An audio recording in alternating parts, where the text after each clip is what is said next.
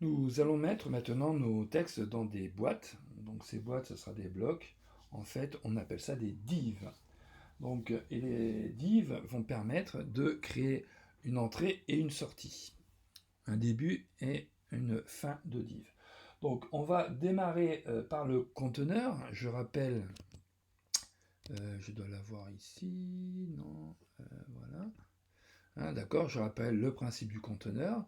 Donc ici j'ai une boîte qui fait la totalité, et à l'intérieur, je vais une autre boîte, et ainsi de suite. Donc à chaque boîte, c'est une div, tout simplement. Donc on va démarrer par la première, donc on va essayer de faire ça dans le bon ordre.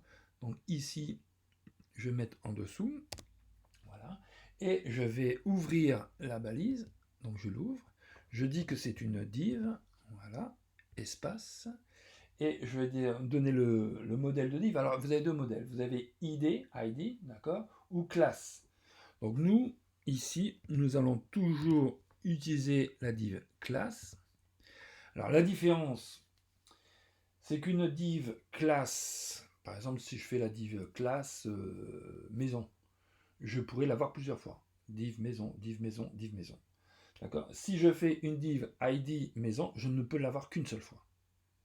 Donc ici, il est vrai que le conteneur, normalement, dans la page HTML, bien sûr, normalement, je ne l'ai qu'une seule fois. Je pourrais, ici, mettre une div ID. Mais pour simplifier les choses, nous allons tout gérer avec le mode classe. Ça sera plus simple. Après, en cas d'évolution, bien sûr, on peut faire ça un peu autrement. Donc, on va donner un nom à cet objet, d'accord, à cette boîte. Donc, entre guillemets, ce nom est textuel. Et tout simplement, je vais utiliser le mot que j'ai mis juste au-dessus. J'ai mis quoi? Container, ouais. Qu'est-ce que j'ai écrit là? Bon, ouais. Je vais l'écrire comme je l'ai écrit là.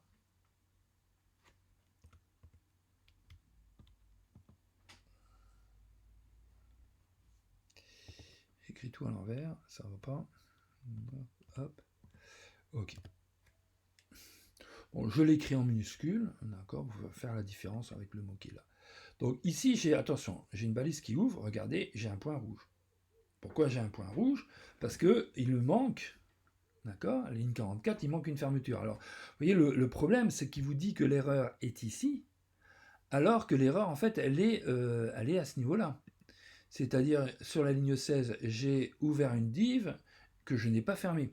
Certes, je peux la fermer sur la ligne 44, comme je peux la fermer sur la ligne 18.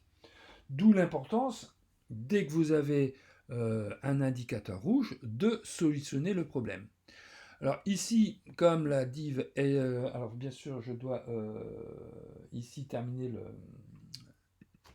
Voilà. Voilà. Et ici, vous voyez, en fermant avec ce petit caractère, il m'a ici directement fermé la div. Voilà. Donc ça, c'est la balise qui me permet de dire que la div est fermée. Donc bien sûr, je ne vais pas fermer la div ici, puisqu'elle doit tout prendre en compte. Donc tout ce qui est en dessous. Donc je vais couper ceci, et je vais venir le mettre juste en dessous. Là, voilà. Et je colle ici. Voilà, vous voyez, l'indicateur rouge est parti. Et de ce fait, regardez, je peux bien vérifier. Voilà, ma div conteneur, elle contient bien l'ensemble des autres futures divs, hein, bien sûr. Et je peux ici, regarder, la div conteneur devra contenir l'ensemble de ces blocs. Donc reste maintenant à faire de même pour les autres. Donc moi, j'ai pris un petit raccourci. Je vais prendre ça en copier-coller. Voilà, que je vais remettre ici. Je vous laisse écrire les différentes choses. Voilà, je crois que j'ai pris l'ensemble. Ouais, allez hop. Voilà. Donc voilà, ici, hein, j'ai les commentaires. Donc le texte, hein, je peux le mettre directement, vous voyez ici, derrière la div. N'oubliez pas, vous voyez, à chaque fois ici, j'ai fermé la div pour les autres. Ok? Donc voilà. Donc je peux enregistrer et bien sûr vérifier. Alors ici, je peux le mettre sur le fractionné. Vous voyez, maintenant, chaque div me permet de fermer, vous voyez, donc la div elle est identifiée avec cet encadré orange.